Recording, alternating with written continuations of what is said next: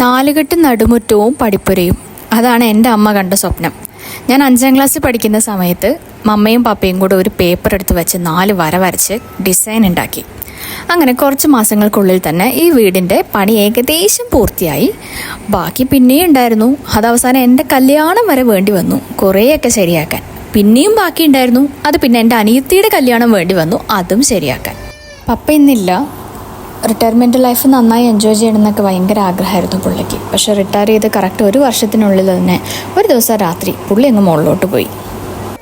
പുള്ളി ആൾ പുറത്തൊരു പാവമായിരുന്നെങ്കിൽ അകത്ത് കയറുമ്പോൾ നല്ല ടെററായിരുന്നു. പക്ഷെ അതുപോലെ തന്നെ പാവമായിരുന്നു. മൂത്ത പെൺകുട്ടി ഞാനായതുകൊണ്ടാണോ എന്നറിയില്ല, ഞാനും പപ്പി എന്നും ഇടിയോടിടി പൊടിയിരിക്കഞ്ഞായിരുന്നു.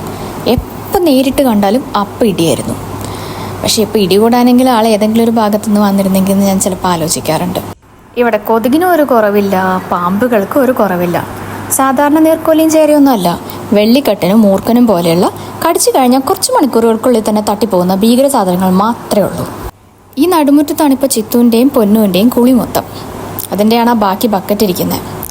രണ്ടുപേർക്കും ഭയങ്കര ഇഷ്ടമായി കേട്ടോ. കുറേ സ്ഥലമുള്ളത് കൊണ്ട് കുറേ ഓടിക്കളിച്ച് നടക്കാം. എൻ്റെ ആകെയുള്ള പേടി കൊതുകും പാമ്പും മാത്രം. പാമ്പിനെ ഒന്നും ഇതുവരെ കണ്ടിട്ടില്ല. കൊതുകേടി ഇഷ്ടത്തിൽ കൂടുതൽ കിട്ടുന്നുണ്ട് എന്തൊക്കെ തേച്ചിട്ടും. എൻ്റെ കല്യാണ സമയത്താണ് ഞാൻ ഈ ഫോട്ടോസ് മൊത്തം പ്രിൻ്റ് എടുത്തിട്ട് ഇതുപോലെ ആക്കി വെച്ചത്.